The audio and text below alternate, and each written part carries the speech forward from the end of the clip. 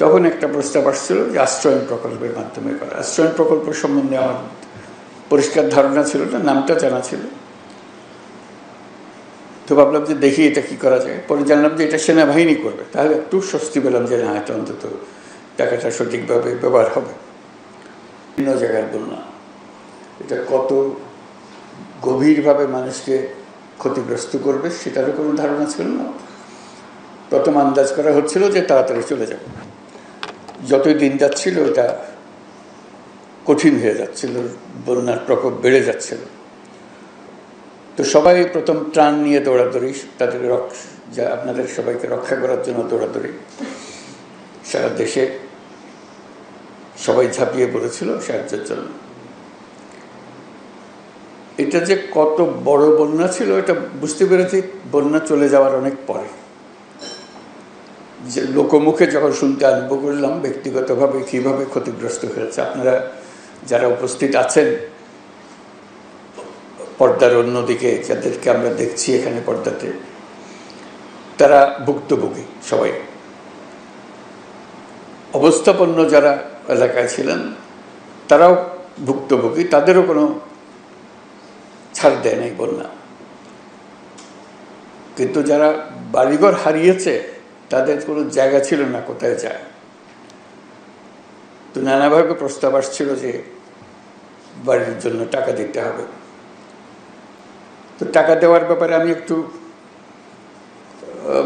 শক্ত অবস্থান নিচ্ছিলাম। আমি বললাম যে এটা টাকা দিতে গেলে এই টাকার ভাগ বাটোয়ারা অনেক রকম হয়ে যাবে, আসলে যাদের প্রাপ্য তাদের হাতে সেই টাকা পৌঁছবে কিনা। তখন একটা প্রস্তাব আসছিল যে আশ্রয়ণ প্রকল্পের মাধ্যমে করা। আশ্রয়ণ প্রকল্প সম্বন্ধে আমার পরিষ্কার ধারণা ছিল না, নামটা জানা ছিল। তো ভাবলাম যে দেখি এটা কি করা যায়। পরে জানলাম যে এটা সেনাবাহিনী করবে, তাহলে একটু স্বস্তি পেলাম যে না, এটা অন্তত টাকাটা সঠিকভাবে ব্যবহার হবে। আজকে এটার সমাপ্তি উপলক্ষে যে চাবি বিতরণ, আপনাদের হাতে চাবি তুলে দেওয়া, এটা ভালো লাগছে যে টাকাটার সঠিক ব্যবহার হয়েছে এবং ঘরটাও সঠিকভাবে নির্মাণ হয়েছে। অনেক সময় টাকা ব্যবহার হলেও গুণগত মান ঠিক হয় না। আজকে গুণগত মানের ব্যাপারেও আশ্বস্ত হলাম এবং টাকাটা যে ব্যবহার হয়েছে, আমরা যে টাকা দিয়েছিলাম তার অর্ধেক টাকাতে কাজটা করেছে। ওটা উল্টো খবর। সাধারণত যে টাকা দেওয়া হয় তার থেকে দ্বিগুণ আবার চাওয়া হয়। এটা যা দেওয়া হয়েছিল তার অর্ধেক ব্যবহার হয়েছে।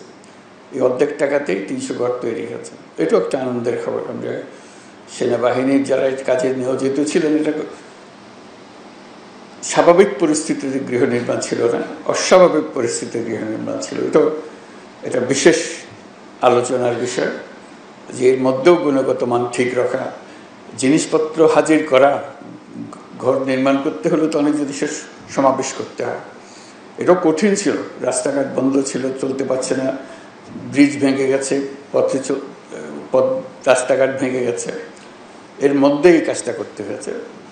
আজকে যে ছবিগুলো দেখলাম তাতেও ভালো লাগলো যে এটা সুন্দর বাড়ি হয়েছে। তা আমরা সবার পক্ষ থেকে সেনাবাহিনীকে অশেষ ধন্যবাদ জানাচ্ছি। এই বিপদের দিনে তারা আমাদেরকে আশ্বস্ত করতে পেরেছে এবং আজকে পেছনে ফিরে তাকানোর সময় আমরা বুঝতে পেরেছি যে এটা চমৎকার কাজ হয়েছে। ভবিষ্যতে এরকম দুর্যোগের সময় তাদেরকে আমরা কাছে পাবো, আমাদের ভরসার স্থল হবে, যে আমরা জানবো যে সেনাবাহিনী এই কঠিন কাজ, এই কঠিন পরিস্থিতিতে সঠিকভাবে আমাদেরকে করে দিতে পারবে। এবং যারা এই কাজে সরাসরিভাবে নিযুক্ত ছিলেন, স্থানে কাজ করেছেন, তারা হয়তো আজকে উপস্থিত নাই। তাদেরকে আমরা সবার পক্ষ থেকে ধন্যবাদ জানাচ্ছি, যে যেখানে আছেন। আমরা অশেষ কৃতজ্ঞ। এই দুর্যোগের দিনে আপনারা সামনে এগিয়ে এসেছিলেন এবং সুন্দরভাবে এই বাড়ি নির্মাণ করে দিয়েছেন। তো কাজে এটা একটা ছোট্ট প্রকল্প, 300টি ঘর নির্মাণ, কিন্তু এর মাধ্যমে আমরা আমাদের যে সঠিকভাবে কাজ করার, একত্রে কাজ করার, দুর্যোগ মোকাবেলা করার এবং সৎভাবে করার যে দৃষ্টান্ত স্থাপন করলাম, এটা আমাদের সবাইকে উদ্বুদ্ধ করবে। এটা আমাদেরকে বড় লেসন, আমাদের জন্য বড় প্রাপ্য। সেনাবাহিনীর কাছে আমরা সেটুকু ধন্যবাদ অবশ্যই দেব। যে আমাদের এই দৃষ্টান্ত স্থাপন করার জন্য। ফেনী, কুমিল্লা, নোয়াখালী, চট্টগ্রামের বন্যা দুর্গত পরিবারসমূহের পাশে দাঁড়াতে পেরে আমরা সত্যি আনন্দিত। আমি জানি গত বন্যার পর থেকে আপনারা অবর্ণনীয় কষ্টে জীবনযাপন করেছেন। দেশের সরকার হিসেবে এই দুঃসময়ে আমাদের পাশে থাকা, আপনাদের পাশে থাকা আমাদের নৈতিক দায়িত্ব, মানবিক দায়িত্ব ছিল। সেজন্য গত বন্যার ভয়াবহ পরিস্থিতি সামলে ওঠার সাথে সাথেই সরকার আপনাদের জন্য বসতবাড়ি নির্মাণ করে দেওয়ার পরিকল্পনা গ্রহণ করে। এই পরিকল্পনা বাস্তবায়নের জন্য প্রধান উপদেষ্টার কার্যালয়, মুখ্য সচিব, বাংলাদেশ সেনাবাহিনী ও স্থানীয় প্রশাসন নিরলসভাবে পরিশ্রম করেছে। এই জন্য আমি তাদের সবাইকে আন্তরিক ধন্যবাদ জানাচ্ছি। এর মাধ্যমে যারা বাড়ি পেয়েছেন, আজকে যাদেরকে দেখলাম, যারা চাবি গ্রহণ করেছেন বাড়ির, তাদের সবাইকে অভিনন্দন জানাচ্ছি যে আপনাদের এই দুর্দিনে আপনাদের পাশে থাকতে পেরে আমরাও স্বস্তি বোধ করছি যে আমরা আমাদের দায়িত্ব পালন করতে পেরেছি। এই বাড়িটি আপনার একটি অবলম্বন, মাথা গোঁজার একটা জায়গা। এখানে আপনারা পরিবার পরিজন, সন্তান সন্ততি নিয়ে বসবাস করবেন। যেহেতু এখন মাথা গোঁজার মতো একটা ব্যবস্থা হয়েছে, এখন একই সাথে আপনাদের সন্তানদের উন্নত ভবিষ্যৎ গড়ে তোলার দিকেও নজর দিতে হবে। তাদেরকে ভালো মতো পড়াশোনা করাবেন, যাতে ভবিষ্যতে তারা ভালো মানুষ, ভালো নাগরিক এবং ভালো উদ্যোক্তা হতে পারে। দেশের মানুষ আপনাদের পাশে দাঁড়িয়ে যে সাহস জুগিয়েছে, সেই সাহস সবসময় মনের মধ্যে ধারণ করবেন এবং দেশের মানুষ আপনাদের সঙ্গেই থাকবে। এই সহমর্মিতা দেশের সকল মানুষের মধ্যে এবং সকল প্রজন্মের মধ্যে ছড়িয়ে পড়লেই আমরা একটা সাহসী এবং স্বনির্ভর জাতি হিসেবে গড়ে উঠতে পারব। আপনাদের সকলের জন্য শুভেচ্ছা জানাচ্ছি এবং সেনাবাহিনীর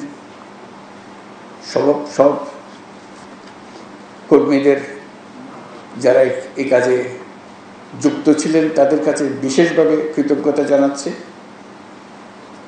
সেনাবাহিনীর যারা উচ্চ পদে আছেন তারা এটা দেখাশোনা করেছেন, সুন্দরভাবে জাতির সামনে একটা দৃষ্টান্ত স্থাপন করেছেন, সেজন্য তাদেরকে ধন্যবাদ ও অভিনন্দন জানাচ্ছি।